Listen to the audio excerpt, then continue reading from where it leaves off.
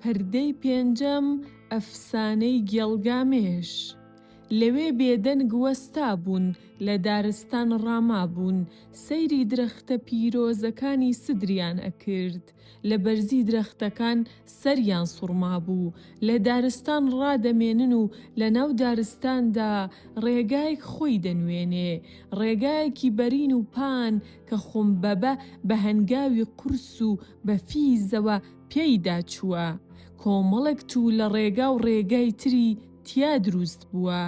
لە دارستانی پیرۆزی خوایاندا سنووربەندی جوان جوانیان پێکهێناوە، لە کۆساری سدر پۆش ورد دەبوونەوە و لە ئاستانەی خودایان و لە کڵاوەی بڵندەوە پەرستگای پیرۆزی ئیونینی خۆی دەنوێنێ. لە بەردەمیا درەختە سدرەکان چڕ و پڕ و بە شکۆوە ڕاوەستاون و نزاریان مکۆ و پشۆی ڕێبوارانە. دارە سدرەکان گەش و سەرسەوز و بەشانن، لە بنیاندا سەری دڕک تێک ئاڵاون و باقەباقەی گیای سەوزی تۆخ بە قەوزەوە داپۆشراون، لاولاو و گوڵ لێک ئاڵاون و چڕیەکی قوڵ و نەفەس بڕیان خوڵقاندووە. چوار کاتژمێر ڕێیان بڕی، هەورازی ڕێملی هەڵدەبڕێ و توونتر دەبێ، نە جێپێک لە خومبەبە دێتە بەرچاو، نە ئاکارێ. سەرپۆشی شەو دارستانی پۆشیوە، ئەستێرەکان بەجریوەن و پاڵەوانەکان ڕاکشاون کە بچنە خەو. ئەنکیدۆ بە گێڵگامێشی وت: لێگەڕێ، با ئێستا گەشتی دەرەکانی خەو بکەین. شەو لە نیوە تێپەڕی بوو، گێڵگامێش لە خەو هەستا. ئەنکیدۆی بە خەبەر هێنا و ویستی خەوێکی بۆ بگێڕێتەوە. خەوێکم دیوە هاوڕێ، خەوێک کە دیومە بەڕاستی ترسناکە. ئێمە من و تۆ ڕووبەڕووی کڵاوەی چیاوەستا بووین، لە پڕ تاشە بەردێک کەوتە خوارەوە و بە تووڕەی و هاوارەوە گلۆر بووەوە. لەسەر ڕێگەی تلی خۆیان مرۆڤی دەپێچایەوە و تێکی دەشکاند. ئێمەش من و تۆ وەک دوو مێشی زۆر بچکۆلەی لادیوار لە دەشتەکە ڕامان کرد و چوو بووینە سوچێکەوە و بەرەو ڕێگای شاری ئوروک ڕوومان نابوو. ئەنکیدۆ بە گێڵگامێشی وت: خەو پەرژینی خەوەکەی تۆ گەلێ چاکە، خەوەکەت جوانە و خۆشە هاوڕێ. ئەمە کە دیت تاشە بەردێکە گلۆر بووەوە و مرۆڤی تێک دەشکاند، خەو پەرژینی وایە کە ئێمە من و تۆ تاو ئەدەینە سەر خۆمبەبە و ئێسک و جەستەی تێک دەشکێنین و ڕۆژی دوایی لە کازیوەیدا ئەچینەوە بەرەو شاری ئوروک. 3 فەرسەخێ ڕێیان بڕی، 30 فەرسەخی ڕێکیان ژمارد. لە بەرامبەر خوای خۆرەتاودا چاڵێکیان کەند و دەستەکانیان بەرز کردەوە، نزایان کرد. پاشان گێڵگامێش چووە پاڵ تەپە خاکی و دەردراوەکەی سەر چاڵەکە، گەنمی وەشاندە چاڵەکە و چریکانی: ئەی چییە؟ ڕوئیایەک بێنە ئەی شەمش گەورەی مەزن، ڕوئیایەک بە گێڵگامێش نیشان بدە، نیشانەیەکم بدەرێ. بەناو دارستاندا بایەکی توند و سارد تێدەپەڕێ. زریانێکی لە بنهێنەر تێپەڕی. گێڵگامێش بە هاوڕێکەی وت کە ڕاکشێ و خۆشی ڕاکشە. لە شەپۆلی زریانەکە خۆیان لادا، وەک داسی گەنم چەمایەوە، چۆکی دادا، ماندوو بوو، سەری خستە سەر جەستەی هاوڕێکەی. خەو بە قورسی دەسەڵاتی خۆی بەسەر گێڵگامێشدا چەمانەوە. شەو لە نیوە تێپەڕی بوو، گێڵگامێش بە خەبەر هات. بە هاوڕێکەی وت: ئایا تۆ بانگی منت کرد؟ ئەی چۆن خەبەرم بووەوە؟ ئەی دەستت خستە سەر تەوێڵم؟ ئەی بۆچی وا بڕسکاوم؟ ئەی یەکێ لە خوایان لێرەوە تێپەڕ نەبووە؟ ئەی بۆچی ئەندامەکانم ئاوا سڕن؟ ئەی هاوڕێ، جارێکی تر ڕوئیایەک بۆ من دەرکەوت، جارێکی تر خەوێکی شوم لەسەر تابلۆی زەهنم خۆی نواند. ئاسمان هاواری ئەکرد و زەمین لە وەڵامیدا دەنگی دەدایەوە، بروسکەیەک بەرز بووە و ئاگری هەڵگیرسان، مەرگ دەباری، ڕۆشنایی ئاوا بوو، ئاگر کوژایەوە، بروسکە لە چیدا بوو، خۆڵەمێش بوو. با تاوێکی تر ڕێگا بکەین و لەسەر فەرشی گەڵاوەریوەکانی بن درەختە سدرەکان سوور بخۆین و ڕاوێژێک بکەین. ئەنکیدۆ پێیوت: ئەی گێڵگامێش، بەڕاستی خەوەکەت بەرزە و زۆر چاکە، لێکدانەوەکەشی زۆر خۆشە و سەرکەوتنە. خومبەبە خەڵتانی خوێن دەکەین، هەرچەندە کە جەنگێکی دژوار دەبێ. بە سەخڵەت و ئەستەم هەڵدەزنانە سەر لووتکەی چیا؟ ئەوێ چڕی دارە سدرەکان شکۆی ماڵی خوایانیان لە باوەش گرتبوو. بارەگای پیرۆزی ئیرنینی خوای دارستان سپی تریفەی دێ و واق و وڕکەرە. دوو پاڵەوانەکە بە هەردووکیان تەورێکیان پێبوو. ئەنکیدۆ تەورەکەی هەڵسووڕاند و دارێکی گەورەی بڕی. لە پڕ دەنگێکی توند و تووڕە شریخەی هات و زڕایەوە. کێیە کە هاتووە و سدری پیری لە خاک خست. هەڵی کەند. ئینجا خومبەبە سەری هەڵدا، بە پەنجەکانیەوە کە لە چنگی شێر دەچوون، جەستەیەکی پووڵەکەی مەفرەخ پۆش، پێکانی وەکو چنگاڵی کەرکەس، شاخی وەکو گای وەحشی بەسەرەوەن، کلکی و ئەندامی زاوزێی ئاخرەکەی تۆپزێ بوو وەکو سەریمار. ئەوسا شەمش خوای خۆرەتا و وای پێوتن: بچنە پێش و لە هیچ نەترسن. زریانێکی بەگێژ و خۆڵی لە بەردەم خومبەبەدا هێنایە تاو و ئەو تاو خواردنە نەبۆ پێشەوە ڕێگای هەبوو نەبۆ دواوە. تیربارانیان کرد، تیریان بۆ جەستەی جەستەی گەورەی مکۆی تیر بوو. تیر ئەیدا لەو قیز و بیزە و دادەکەوتن بەبێ ئەوەی ئازارێکی پێ بگێنن. ئێستا ئیتر پاسەوانی دارستانی سدری پیرۆز ڕوبەڕوویان ڕاوەستاوە، بە چنگاڵی وەک قولاپی ئەنکیدۆ دەگرێت. شاگێڵگامێش تەورزێنێکی لێ ئەدا. خومبەبە زامێکی قورسی لێکەوتووە، ئەکەوێتە باوەشی خاک.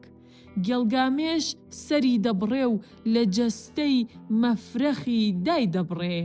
ئەو سالاشەی قورسی بەرەو پێدەشت ڕادەکێشن، فڕێی ئەدەنە بەردەم لاشە خۆرەکان. بەسەر دارێکەوە وەک درەوشی سەرکەوتن کە لەی شاخ لێڕواوی ئەکەنە سەر نەیزە و بەرەو چیای خوایان ئەڕۆن. تا سەرئەنجام چڕی بەشکۆی دارستان بەجێ دێڵن و دەچنە سەر لووتکەی چیا. ئێستا دەنگێکە و لە چیاوە هەڵدەستێ. ئێستا دەنگی ئیرنینیەیە کە بەشکۆوە دەزڕنگێتەوە. ئەها بگەڕێنەوە، کارتان بە ئەنجام گەشتووە. ئێستا بۆ شار، بۆ ئوروک بگەڕێنەوە کە چاوەڕێی ئێوەیە. هیچ بمرێک ناگاتە جیای پیرۆز و بۆی نییە پێ بخاتە ئەوەی کە بارەگای خودایانی لێیە. هەرکەس خودایان ببینێ ئەبێ بمرێ. ئەوان گەڕانەوە لە هەوراز و لە توولە ڕێکانەوە، لەگەڵ شێران بە جەنگ هاتن و پۆستەکانیان لەگەڵ خوایان هێنایەوە. لە ڕۆژی یەک مانگی تەواو هاتنە شار. شاگێڵگامێش سەری خومبەبەی بەسەر نێزەی ڕاوەکەیەوە هەڵواسی بوو. پەردەی شەشەم. گێڵگامێش هاتەوە و خۆی شۆرد. کەرەستەی جەنگی لابرد. قژەکانی کە لە پشتەوە تا سەر شانی داخزابوون شانەی کرد. بەرگینۆی پۆشی و کۆنەکەی داکەند. باڵاپۆشێکی کردە بەر، توند پشتێنی لێبەست. گێڵگامێش تاجی خۆی لەسەر ناو کەمەرەی توند بەست. بەڕاستی گێڵگامێش جوان بوو. ئیشتر خوای ئەوین و زەوق سەیری ئەوی دەکرد. سەیری گێڵگامێشی ئەکرد. وەرە ئەی گێڵگامێش، وەرە یاری من بە و ببە بە خۆشەویستم، هەوێنی خۆتم پێ ببەخشە و پیاوی من بە، من هاوسەری تۆ بم، کە ژاوەیەکت بۆ ئامادە ئەکەم، کە ژاوەیەک لە زێڕ و زیوی ئاسمانی، چەرخەکانی زێڕین و دەستەکانی بە جەواهێر ڕازاوە بێت. هەموو ڕۆژێ جوانترین ئەسپ و بەهێزترین ئەسپەکان کە ژاوەکەت جێبەجێ بکەن، لەگەڵ بۆنی خۆشی سدردا بێرەیانەکەم. چۆن بێتەیانێ ئەشق و پڕ لە فڕم، هەموو پاشا و جەنگاوەران پێت ماچەکەن، گەورەکەس و مەزنانی ئەم گۆی خاکە کوڕنووشت بۆ دەهێنن، دڵت هەرچی دەخوازێ لە چیا و دەشت ئەبێ بۆت بێت. باجت بۆ بهێنن و مەڕەکانت دوو بزێن، بزنەکانت سێ بزێن، هێسترەکانت بە باری گەنجەوە بێنەوە، ئەبێ ئەسپی کەژاوەکەت بەشکۆ بێ، وەکو زریان و ڕەشەبا، وەکو بۆران و بروسکە بتاوێنێ، گێڵگامێش بە ئیشتری زاڵمی ود، چیت کەمە چ شتێکت کەم هێناوە، نانیان خواردنێکی دیکەت کەم بۆتەوە، چیت ئەوێ تا من بدەمێ، شلە یان شەربەتی خودایان، بەرگێکە بەژنت داپۆشێ، زۆر جوانە چاکە، ئێستا ڕازی داستانی فریودانت دەزڕێنم، داخوازی تۆ بە تاو و تین و خەستە، بەڵام دڵت بە فرۆلۆیە و یانەی ساردی و بەستەڵەکە، بلورەیەکی شاراوەیە و پروشەی بەفری لێ دەبارێ، بۆسەیەکی خوێناویە و جوامێران و پاڵەوانان هەڵدەلووشێ، فێڵێکە جەهازی خۆی لە پشت دەخاتە خوار، یا خوزەفتێ کە تیرێژدار دەسووتێنێ، کونەیەکە کە لە ژێر باڵی مەلەوانە کونکون دەبێ و دەیخنکێنێ، بەردی بناغەی دیواری شار دەڕوخێنێ، یا پوزەوانەیەکە کە خاوەنەکەی تون دەگووشێ، کوا ئەو خۆشەویستیەی کە تۆ هەمیشە خۆشت بوێ، کوا ئەو خۆشەویستە تۆ باکت بە کەس نییە و هەر ڕۆژە و کەسێکت خۆش دەوێ، کوا ئەو شوانەی کە تۆ هەمیشە مەیلت لەسەری بێت، ئەبێ هەموو کارە ناپەسەند و دزێوەکانی خۆت باش ببینی، ئێستا ئەمەوێ یەک بە یەک ئاکارەکانت بژمێرم، خوای بەهار تەمووزی لاو، ساڵ بە ساڵ بە دیار هاوار و ئێشەوە بەجێی دێڵی، شەیدای شوانکارێک بوویت، بەرەنگامەیەوە لێتدا باڵت شکاند، لە دارستان ڕاوەستا بوو، جارجار هەواری ئەکرد، باڵم، دڵت بە شێر دۆڕاند بۆ، چونکە بەران بە شەوقی سەرکەوتن تاو دەداتە دوژمنی خۆی، مەزەی تۆڵە و قامچیت ڕژا نەزاری، عاشقی کەڵەوانێکی بەهێز بوویت، هەموو ڕۆژێ بە دڵسۆزی گەنمی بۆ نەزر ئەکردی و ئەیوەشاند، هەموو ڕۆژێ کارژیلەیەکی بۆ ئەکردیتە قوربانی، بەدار دەست لێ دەدا و کردت بە گورگ، ئێستا شوانان کەنەوەی ئەون،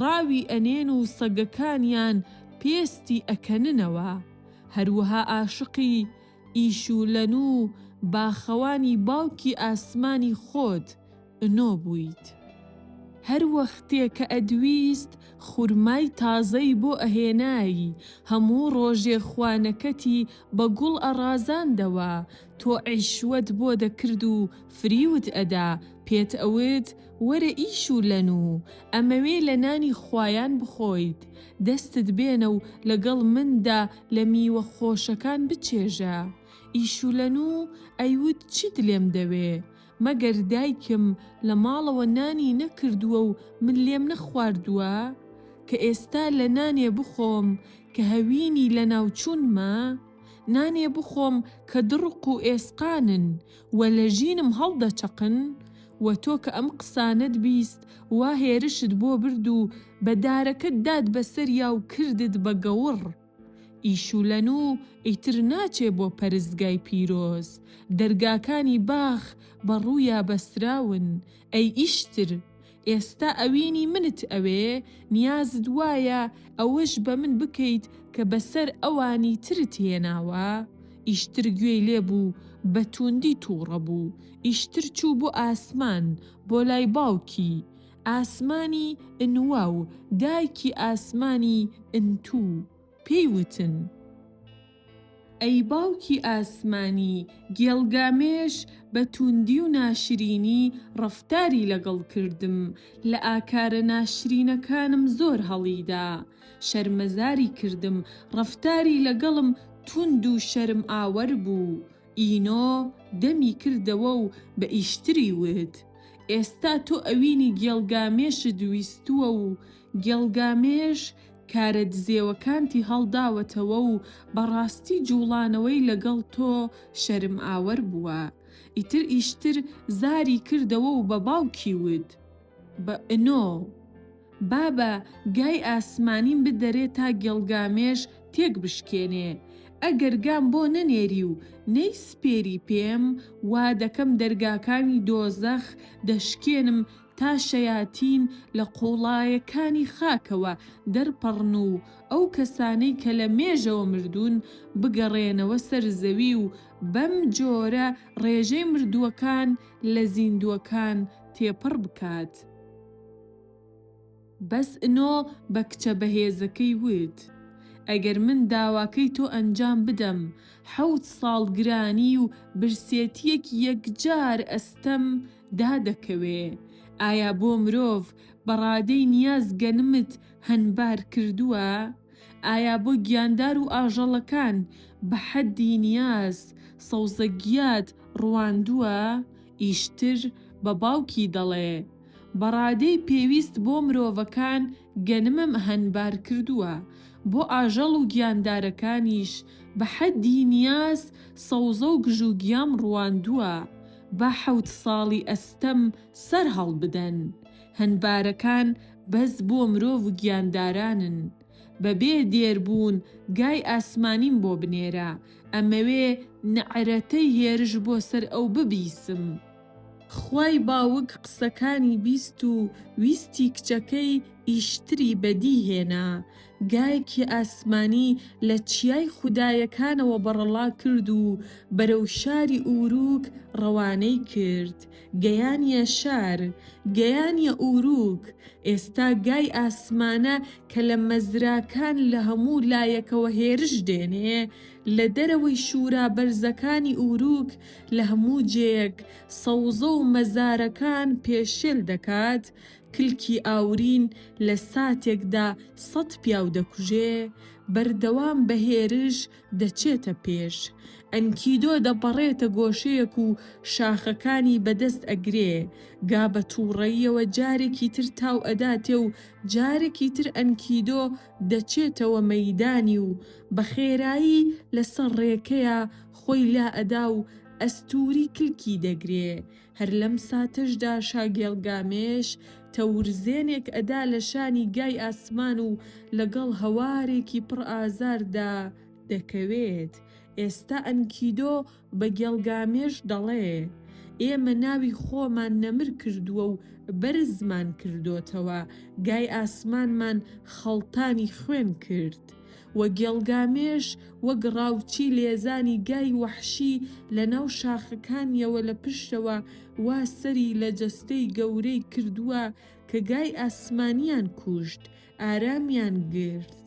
لە بەرامبەر شەمش خوای خۆرەتاودا چوونە کوڕنووش کە هەستانەوە لە پاڵ شورای شاردا هەڵتروکان.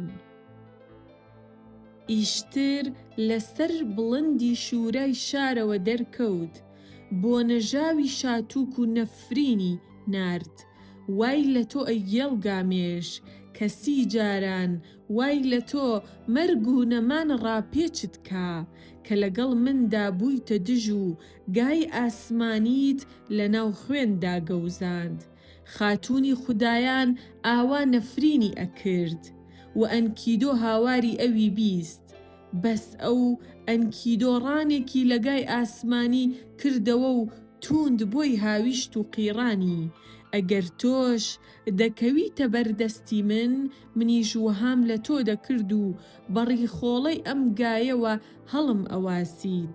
ئیشتر کەنیزەکەکانی پەرستگای خڕ کردەوە، ژنان و هەموو تارەکەکانی عیشقیشی خڕ کردەوە.